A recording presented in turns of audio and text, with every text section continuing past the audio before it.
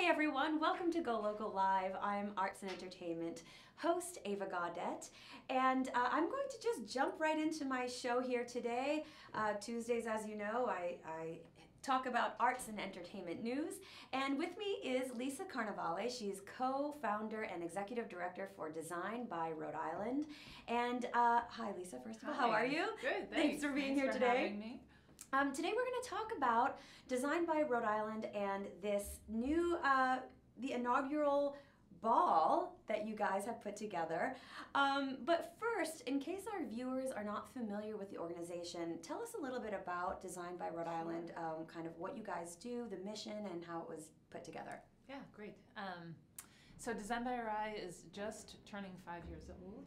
We just hit our 5-year anniversary, and we started as a group of interested leaders and designers in Rhode Island, and seeing a need to really coalesce the talent that's here and shine a spotlight on it. Mm-hmm. So we've been focused in the last few years in doing that. We host the annual Design Week. This will be our 5th year.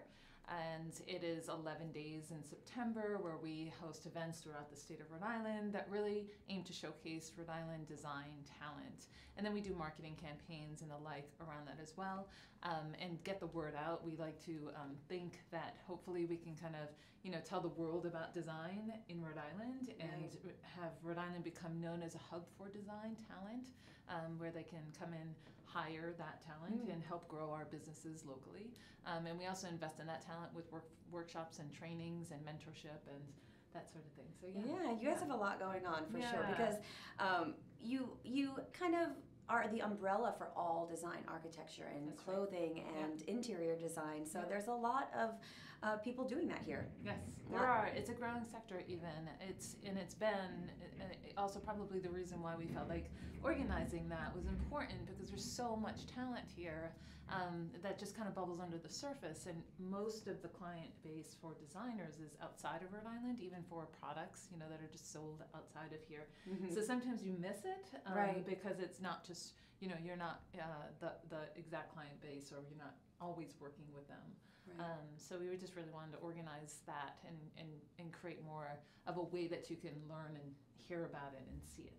Yeah, and how nice for the designers that are here to have a hub to really, a home to connect with other people, and a place for them to go and network. Yeah, we're pretty excited about the energy that keeps growing around it, and we're sort of we thrive on collaboration, and we open up that door for people to come in and collaborate with us, and try to support a structure around that and help the whole industry grow. So that's been a really good kind of good fun and productive and valuable fueling of the innovation that happens in the sector. And and now you are creating another way for people to get together and celebrate design, as you say, locally and globally, with this Designers Ball. Yeah. So it's the first one you guys are putting on. It is a fundraiser. It sounds so fun. It's a Bauhaus theme. So tell us a little bit about the ball and the event. Sure. So it's the Designers Ball. It happens April 7 at the Waterfire Art Center just in that Valley Street area of the West End of Providence. It's a super beautiful, just renovated space in the last year or so that they've been open there. And so we're sort of taking over the space. We've got a bunch of designers on our committee that are kind of transforming the interior of it to really highlight some projections and design lighting in the space. We'll have hula hoop dancers and just sort of kind of create this really fun, active energy to then also host the fantastic Bauhaus themed costumes that people might come in. There's no pressure. You do not have to wear a costume to come. We love just for anybody to come, but I think it's an opportunity that you can kind of turn on a little bit of your Bauhaus style. Sure. We can talk a little bit about that, but there is a VIP reception from 7 to 8:30, and at that reception, the Festival of Ballet Providence School dancers are doing a ballet that they've choreographed just for the Designers Ball. Amazing. And it's themed, it's to a song of the Bauhaus. It's a Bauhausian sort of music. It will be really beautiful and very fun. there's also a band, Alec Thibodeau, and he'll be performing as well during that time. So it'll be a fun night. So much going on. Yeah. I love the costume element of this. I think this is so fun. I think, as you said, it's not required, but it's recommended, and some people may want to just take that extra step and really, dig in. And the cool thing about it is you guys are offering free costuming workshops, and people can sort of go to the workshop, create a costume that they can wear to this event. So tell us about the workshops. Absolutely. Sounds so fun. Yeah, so the Bauhaus era was this time, it started in 1919 in Germany, and it lasted through about, I think, 1933. And it was really, they pushed the boundaries on just kind of simplifying design and taking it to the masses. So what that meant was simplifying again the line. So it was going from a super ornate, more Victorian era to modern design, and almost kind of the laid the foundation of what we know as modern design now, that we all love in the IKEA furniture and that sort of thing. Right, that sort of simple. But what they were clean. really focused on was geometric, structural shapes. And so Bauhaus is actually an art and design school. It was the first place that they kind of combined those elements. It was the first time that really got combined. And it was sort of where industrial design and product design spin out of for everyday people to be able to have design objects.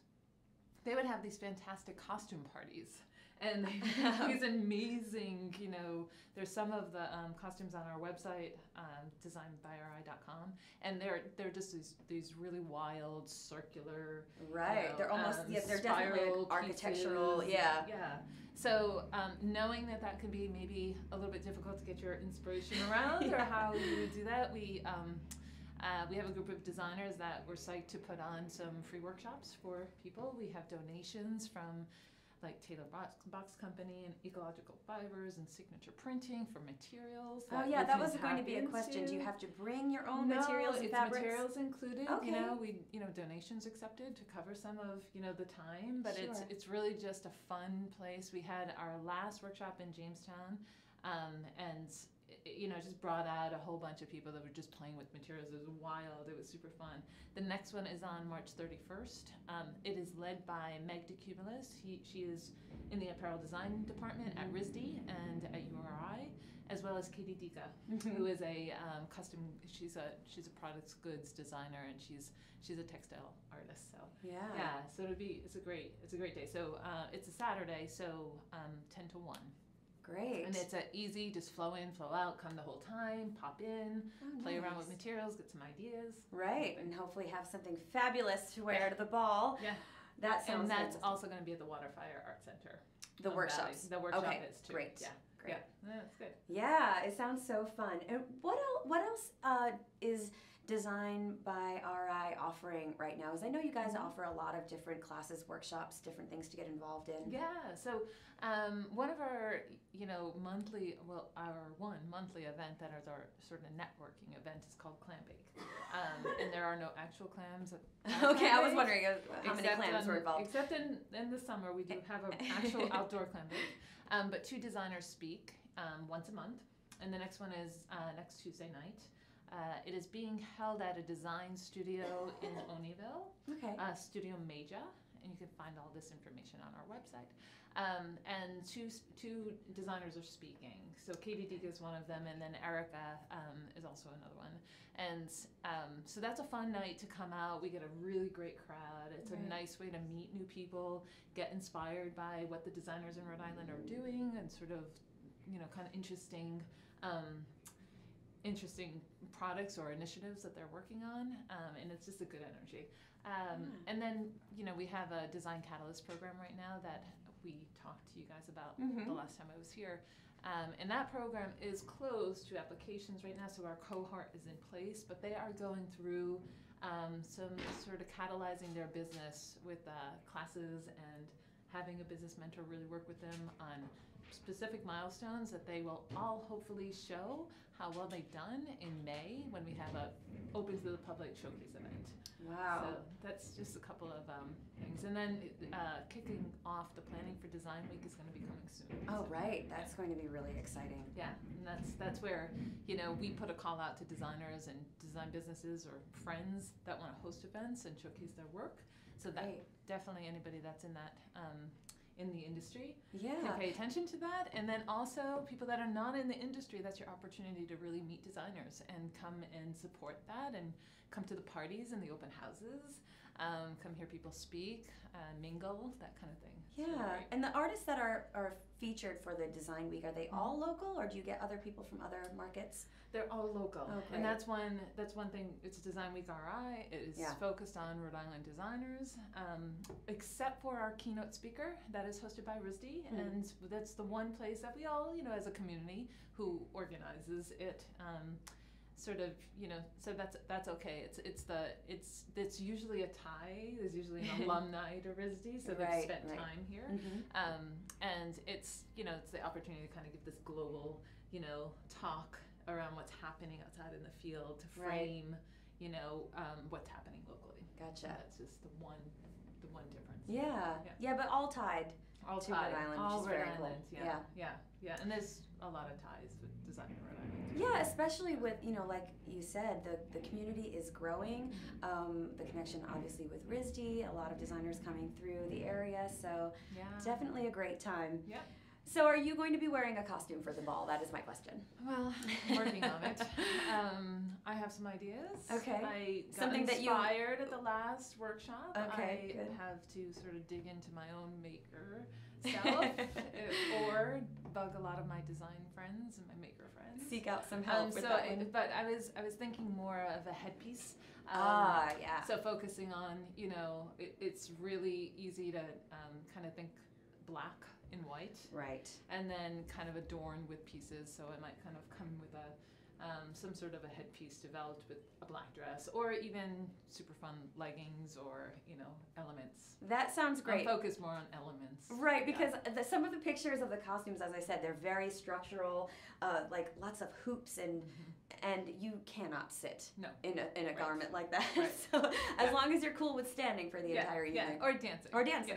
We want you to at least have a little bit of movement where you can kind of Right. just loosen up and have fun out there. But, Right. Yeah, but it might be kind of, and we're excited to see what people come out with. For Yeah, sure, yeah. Yeah. Let that creativity flow. Yeah, exactly. Well, Lisa, thank you so much for being here. Thank Again, you. the Designers Ball is going to be April 7th. We'll have all the information on golocalprov.com. Thanks for being here today. We're going to take a very quick pause, and I will come right back with my next guest. Thank you. Thank you.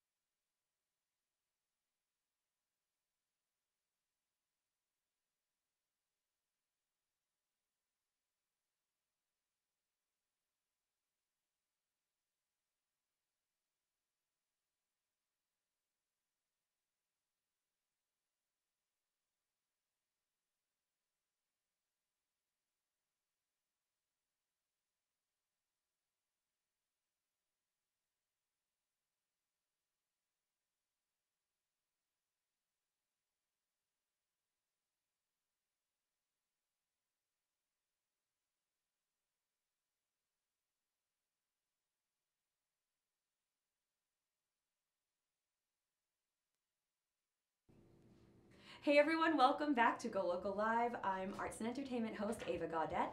And up next in the Navigant Credit Union Broadcast Center, I am here with Joey DiFrancesco, musician and historian, who is going to be hosting a very cool event coming up. This is actually the 5th annual event at Slater Mill. It is called Blow It Out. I would love to talk about this event. It's obviously Slater Mill, such an historic place here in Rhode Island, home of the Industrial Revolution, and talk to us a little bit about the Blow It Out event, what Blow It Out stands for, and how this event came to be. Yeah, so I worked at here at the Slater Mill Museum in Pawtucket for a number of years, just giving the day-to-day tours. And like a lot of early factory museums, the focus on these tours was often kind of the big names there. So like Sam Slater, who constructed a lot of the machinery, like Moses Brown, who financed a lot of it, and then also on the technology. And that sounds very interesting, but I noticed there's also this whole other big piece missing, which was kind of the bigger picture of what this place was, and also just all of the other people involved in this story. So the people actually working in these factories, the people picking and producing the raw materials for these factories, which is of course cotton. So we're talking enslaved people largely on plantations down south. We were missing the story of the resistance that the workers were putting up in the factories, the resistance that these communities were putting up to early industrialization. And Slater Mill is the very first fully functioning factory here in the United States. So this is a really important site to kind of look at these broader themes and look at these kind of really important historical events that not only shaped the 18th century, but really created the whole economic system that we're all still living in today. So Blow It Out is a focused tour delving into these issues at Slater Mill. And we call it Blow It Out because it's happening right around spring. And the factory workers back in the 18th century, early 19th century used to have these big parades, these big festivals called Blow It Out festivals, because they'd be celebrating when they could literally blow out the dimly lit lamps that used to light the factories and which forced them to work long into the night during the winter months. So we're having this at the same time. They would be having these around the spring solstice, right? Today's the first day of spring. This is going to be happening next week. So it's to kind of commemorate some of these early worker festivals that were also acts of resistance. Right.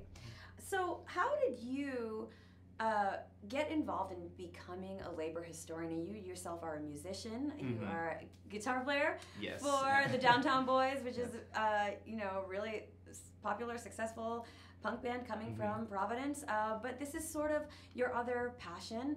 How did you get involved in this? Well, I worked before the museum. I was working at a hotel in downtown Providence, the Renaissance Providence Hotel. And while I was working there, I was also working to form a union at this hotel. So I was deeply involved in the labor movement as myself, a worker, in this case a service worker, and working to organize. So after I left that job at the hotel, I got this job at Slater Mill Museum. So I was coming into it with this mentality of thinking about working people, of thinking about these power dynamics, thinking about these economic structures, and so naturally I was kind of drawn to exploring that part of what was happening at the museum, which led me to then develop this Blow It Out program, this labor history program, which we're continuing to do this year now. Yeah, it's really cool because even the band is deep rooted in activism, and this event is focused on that. So, as you said, the history at Slater Mill is a little, it's deep. There's a lot there. What do you think is the most important thing for people to learn from the experience of this event and learning about the Slater Mill's history?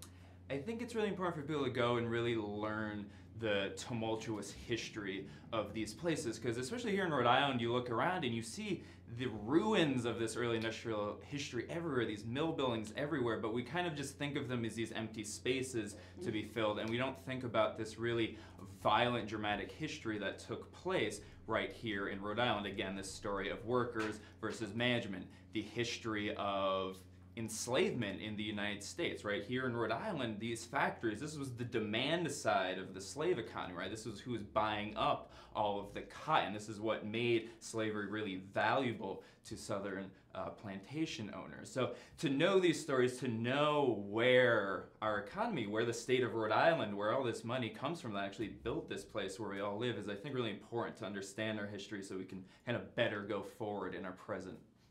Wasn't child labor also involved in Slater Mill at some point? Yeah, for most of its history. So the people who actually worked in the mill were young white children who mostly were in this area. So we're talking kids between 8 and 14 years old who work in these mills for 13, 14 hours a day for maybe 30 to 60 cents a week, which is a really low wage even for this time. And they had kids there, of course, because it was the cheapest people they could get to work in these factories in Rhode Island. And that child labor continued for many, many, many decades afterwards. But when Slater Mill was built in 1793, it was staffed almost entirely just with children. So yeah, we talk about the kids working there and even some of the resistance the kids performed, which just like running away, refusing to work in the factories. So yeah, it's really dark history there. Yeah, you know. Yeah, I mean it's kind of complicated because the Industrial Revolution was so important to the growth of the country, but with all of this, you know, darkness in the history. You had also mentioned the correlation between things that are happening today. You mentioned the rally that happened in Charlottesville and things that we can learn. What do you think are the connections there with the history of that time and things that are happening today? Well, I think these early factories are the foundations of our economic system, right? They're the foundations of industrial capitalism, and it happened right here in Rhode Island, or it began right here in Rhode Island. This is something with a global connection. So when you see people in this country who are, you know, denying the reality of what slavery was, denying the reality of what the Civil War was about, it's important to go back and look at this and say, not only was this happening down south, but even up north, we have these deep economic connections. And in fact, the wealth created by these early factories is still, you know, everywhere in our economic system. So I think it's really important, especially right now when we're so hotly debating the reality of our history, to go to places like Slater Mill and to see this stuff and see, oh, what built this, what was happening here, and what were all the connections, you know, going out throughout the country and throughout the globe from right here in Rhode Island, right? We think Pawtucket, Rhode Island, we don't think of it being as kind of the center of the economic world, but at one point, this is a really important place, and it's important to know how we've gotten to where we are based on looking at what happened there. Yeah, I mean, we can't change the past, but we can definitely learn what the truth was and learn from it. Yeah. So the event is also going to be incorporating some local artists, musicians, poets. Tell us a little bit about who's going to be performing and why you felt it was important to incorporate art into the event. Yeah. So we've been doing these for, again, about 5 years, and almost all of them we've been also incorporating an artistic aspect of performance after the tour. And I think this is really important to have for a couple reasons. One is that I think having someone or some people artistically interpret in the same space the history we're talking about helps to bring it into the present, right? To make it clear that this is not history that we're totally divorced from, but is something that is still very much, you know, pertinent to where we are politically, economically in our reality. And then it's also just interesting, I think, for being in Rhode Island, if you're a musician here or a performer here, so much of the arts takes place in these old mill buildings. And it's so often just divorced from context. We think, again, of them as being empty places. We so often even just call them warehouses. Well, most cases there weren't warehouses, right? They were factories, and there was a lot going into them. So I think to see the arts performed very intentionally within that context is also an important thing. So on this tour, we're really excited. We have Shea Rivera performing, who is the artistic director at AS220 and is a wonderful performance artist and poet. She'll be performing, and we also have a performance from Muggs Fogarty, who is also a really wonderful musician and poet here in Providence, who's performing under the name Sweet Pea Pumpkin. So they'll both be performing after the tour, also within the mill space, again, to give it some more context, and I think to bring it home, the connections between the past and where we are now. Do you know if the pieces that they're going to be performing are inspired by the tour and the history, or is it just sort of something that they feel relates in some way? I think it's a little bit of both, right? They're going to be working with stuff they have prepared before, but I know they're going to the space beforehand to really kind of work out with the space and within the context of what's happening on the tour and within the factory. Yeah, cool. I loved what you said about how much art actually happens in these old warehouses or factories, and it's something, it's true, we don't think about it, but in other areas of the country they don't have this. You know, this is something that's very specific to what was going on here, and now we get to utilize all that space as, you know, work, work art kind of lofts or performance venues. So yeah, that's a really cool correlation. Didn't think about. Yeah, no, and they're everywhere. If you turn the camera around, you'd see these brick buildings here in downtown Providence. If you drive around Rhode Island, you see the remnants of all the mill villages that were here at Slatersville, Coventry. You see it everywhere within this state. So I think it just kind of gives you a better, deeper sense of where we live to go on this tour, to go to these kinds of events and understand where it's all coming from. Yeah. Really cool. So I want to talk a little bit about Downtown Boys. It's such I love that you're such this historian guy, but you're also in a punk band. So tell us a little bit about what you guys have been up to. Do you have any shows coming up? I know you guys, like I said, constantly doing stuff. Very successful, well known. Tell us a little bit about what you guys have going on.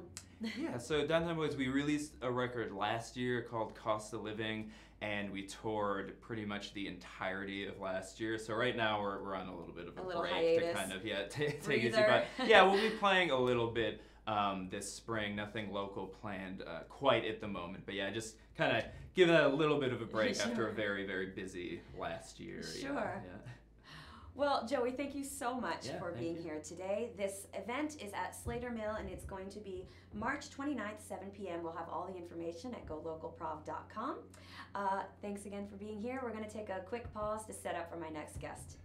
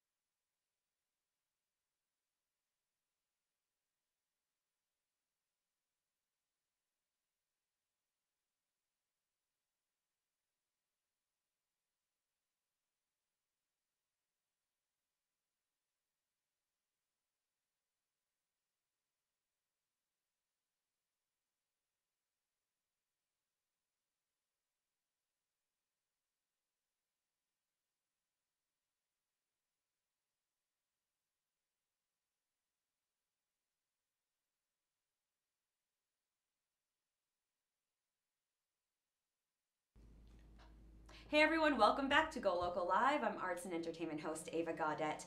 And up next in the Navigant Credit Union Broadcast Center, we have our friend Matthew Wexler from the Broadway blog. Hi Matthew. Hi Ava. How's it going? It's good. Can you tell what sort of accent I'm using today? Yes. You have just gotten back from a trip to London and Manchester. You saw a lot of theater. We have so much to talk about. The Olivier Awards are coming up, and you just so happen to see a bunch of the things that are probably going to be featured at that award show. So let's talk about some stuff. Yeah, I did. It was super exciting. I won't torture you with a terrible English accent, but I did have a really good time. And what was also cool is that I was traveling with international journalists, and so we were able to experience these shows together and kind of have a perspective, which is a little bit different than what it might be like just seeing a show domestically. But the theater scene in London and throughout the UK is really incredible, and not to swing a political pendulum one way or another, but there is a huge amount of support from local and their federal government, equivalent of federal government, in terms of supporting the arts, and you really see that flourishing in the West End, in the outer regions up through Manchester. So it was great. The Olivier Awards are on April 8th. That's the equivalent of the Tony Awards, named after Sir Laurence Olivier. So yes, I did get to see some great things. The one show that I am most excited about, and I brought my program, it's called Everybody's Talking About Jamie, and I hope everybody will be talking about Jamie in the US maybe next year if they can bring it over to the States. It looks so good. I'm going to interject. I watched a few of the promotional videos that they have of like different songs from the show. It looks so good. It is. It's really good. It is based on a documentary that was made in 2011 about this young boy who basically wanted to do drag and go and drag to his prom. And the idea came to develop it into a musical, and it was done at the Sheffield Playhouse, which is, out sort of north of London. And they workshopped it, and I would describe it for theater geeks sort of like a Dear Evan Hansen meets Kiki Boots. So it's this young kid who wants to express himself and has some conflicts along the way, and eventually achieves that vision. But what's so cool about it, first of all, is that it's an incredibly diverse cast, which I'm always talking about, and I love. Really fun, kind of funky hip-hop choreography. The young gentleman who plays Jamie is nominated for an Olivier. His name is John McRae, and Josie Walker. I'm showing you their pictures because I'm just so excited. He is a star, don't you think? He has so much charisma. He's so good. Yeah, he is. And what's really interesting about the story to me as well is that ultimately the character is really battling his own inner demons and some of his own insecurities. He does have those external conflicts along the way, like a school bully and a dad who doesn't, not to diminish those by any means. Those are necessary plot points, but ultimately underneath all of it is really his coming to terms and acceptance of himself. And it's really, really good. And I will say, of all the people who were with our group, and there were people there from Sweden and Denmark and China and India, like all over the place, this was the show that resonated with everybody internationally. So I can't say enough about it. I hope it comes to the US. That would be amazing. It would be. Yeah, so it was great.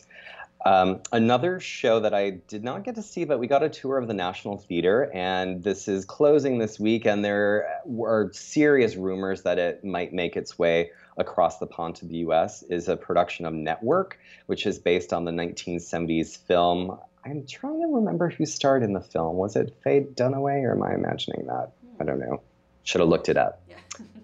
But it's about, it has a lot to do with media and our interface with media and kind of how this broadcaster unravels on camera. And the whole thing obviously is done live in theater, but they have these live video feeds. So the whole thing is broadcast simultaneously. It's a really cool design. So hopefully that's going to make it across.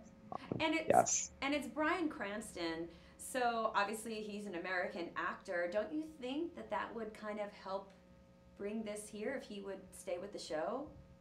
Could be. I mean, it got raves, and so there's always a lot of intricacies from a business perspective in terms of bringing a show over to the U.S. and likewise for shows to go from New York to the U.K. as well. There's reciprocity between the unions and whatnot. So there's a lot of legal mumbo jumbo to iron out. Mumbo jumbo to work through. Yes.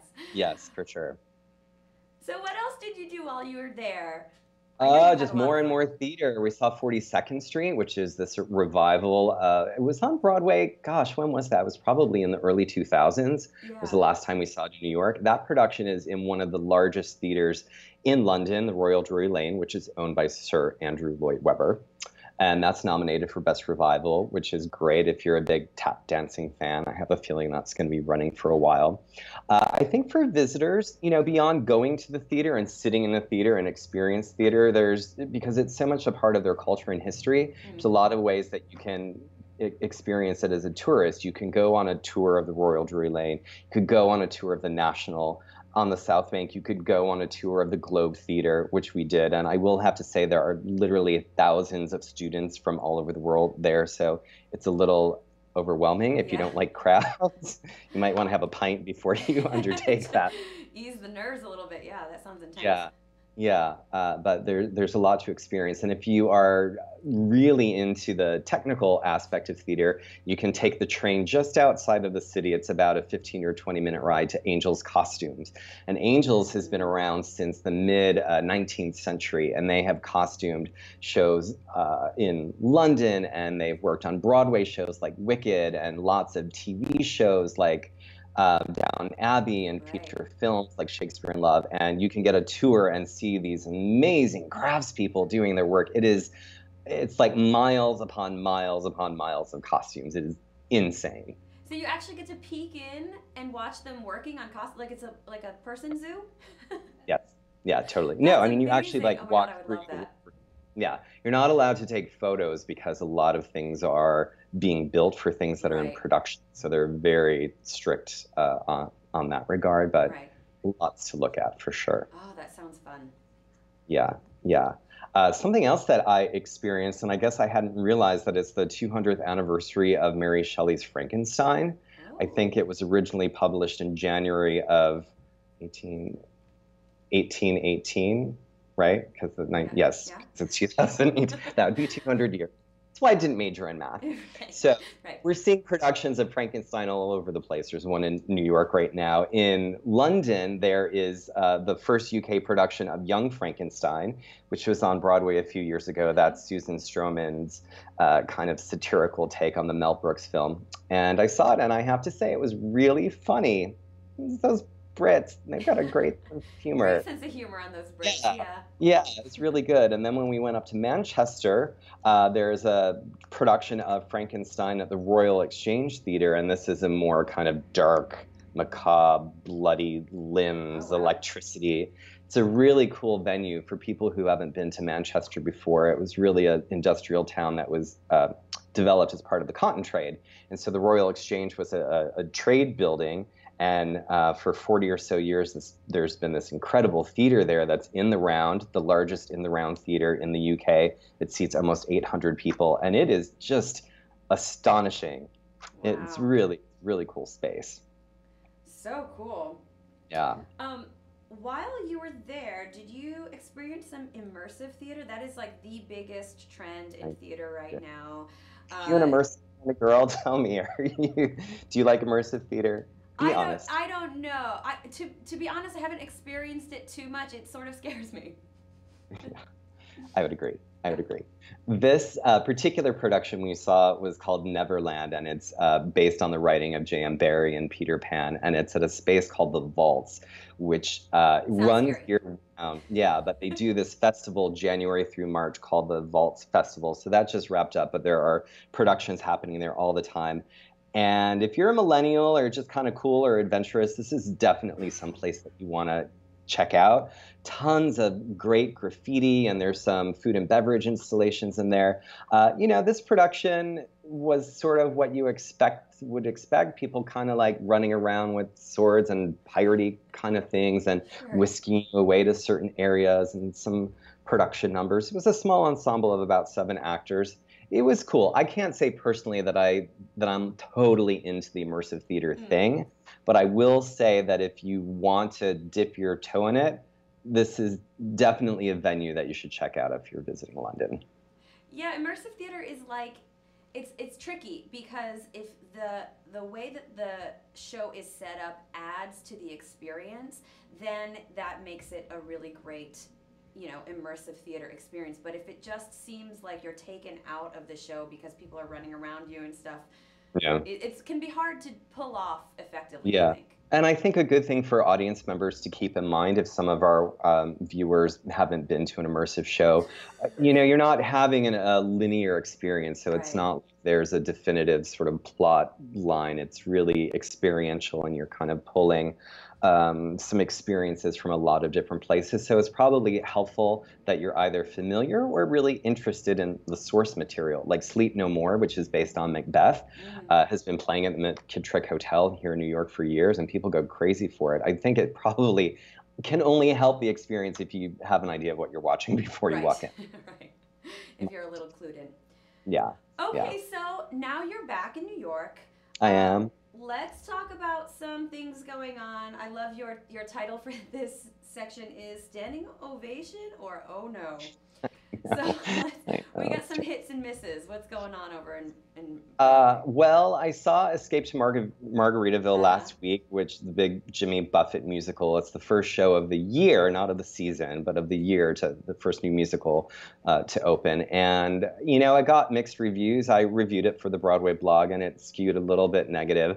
I will say, though, if you are an actorly kind of fan and you really like to go and see certain performances, Lisa Howard, who I've loved for many years as a performer, is really terrific. So, it's a simple plot. These two women go to this island for a bachelorette party, and they fall in love, and not with each other, although that could happen too. Right. That'd be interesting. That would be a different show. Yeah. With some guys that they meet. But Lisa plays this woman who's engaged, so it's her bachelorette getaway. And the guy that she's engaged to is sort of body shaming her and really not very nice. And she meets this guy on the island. And I love that storyline. She was in It Should Have Been You on Broadway a couple years ago. She was in the original company of 25th Annual Spelling Bee, the William Finn musical. Right. She's quite talented, and I love that she is featured prominently, in a leading role in a musical, and she's not a size zero, and the story is really empowering.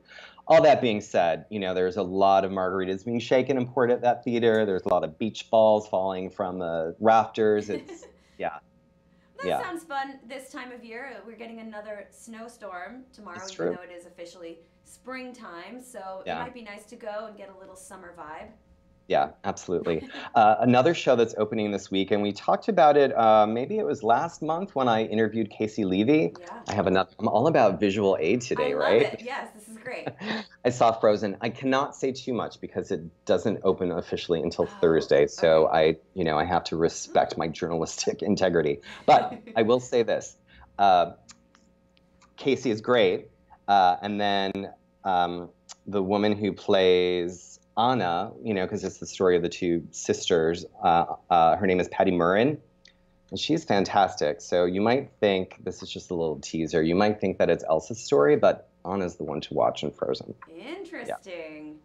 Yeah. How is the music? Because I know the Disney movie only had about 7 songs, I think, and they wrote, probably 20 songs to fill in. So how does the music integrate with each other? That's always my question in situations like this. Do they seem to fit together, or do they, Totally does. Yeah, it's written by Kristen Anderson Lopez and Robert Lopez. Those are the couple that wrote the music and lyrics. And so, of course, you have Let It Go and Do You Want to Build a Snow?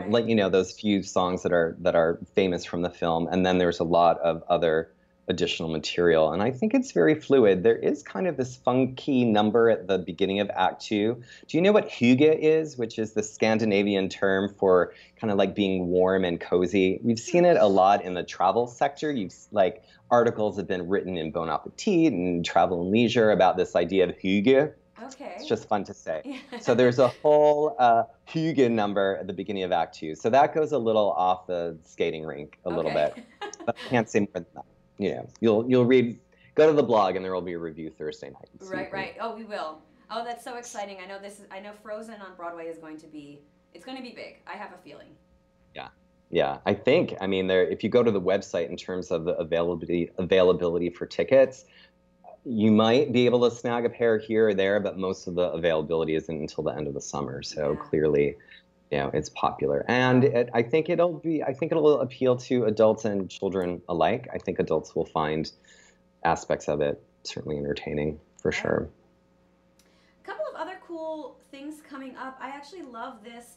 A lot of times they do the Broadway version of a movie, but this one is really cool. They're doing Children of a Lesser God. I love that film. When is that, like from the 80s or something? It is, but it was a play Oh, it first, and was. then film, and then so they're reviving the play, and it's a Ah, ha, story of ha. this woman that works in this educational facility, and she's deaf, and um, a teacher kind of embraces her and really helps her come out of her shell and learn to communicate with the world. And I love my little bit of trivia. So John Rubinstein was the original male lead in that show, which I didn't realize until I was doing my research, because I know John's work as the original Pippin, the original production of Pippin. And he won a Tony Award for Children of a Lesser God. So Oh, it's good wow. stuff. Yeah. Maybe I should have done some research too. Well, that's what I'm here for. Okay, great. Yes, you're the expert. Absolutely. And then we also have Mean Girls coming. I know. Are you a fan of the movie? I need to watch it again. Yeah. Mean Girls is one of those movies that if I happen to catch it, on TV, it doesn't matter where it is in the film, I have to watch it. Exactly. Yeah. Exactly. I think it's going to be really fun. I don't know, I haven't heard too much buzz about it. This is the time of the year when everything is opening in New York between now and the middle of April before the Tony Award nomination. So it is a little frenetic in the theater district. But there's a lot of great buzz. And I think what's most intriguing about this show for theater insiders and for audiences as well is that the book is by Tina Fey. And she is a smart, strong woman. And so I think it's going to have a really great, sharp, kind of acerbic wit to it. And hopefully some really good music as well. Yeah, absolutely. I love that. Well, Matthew, we had so much to talk about today. Thank you so much for being here today and giving us some news and tips here. That is my show. Thank you so much. We will definitely have you back soon, and you can get us all informed on the new shows happening. I know that, like you said, there's going to be a lot going on. So happy to talk about that again soon. Yeah, I look forward to it. Lots of new theater news to report the next time we get together. Absolutely. And you can check out the BroadwayBlog.com or get all the information on GoLocalProv.com. And that is my show for today. Be sure to check out Kate Nagel at 4 o'clock with news and politics, and I will see you next time.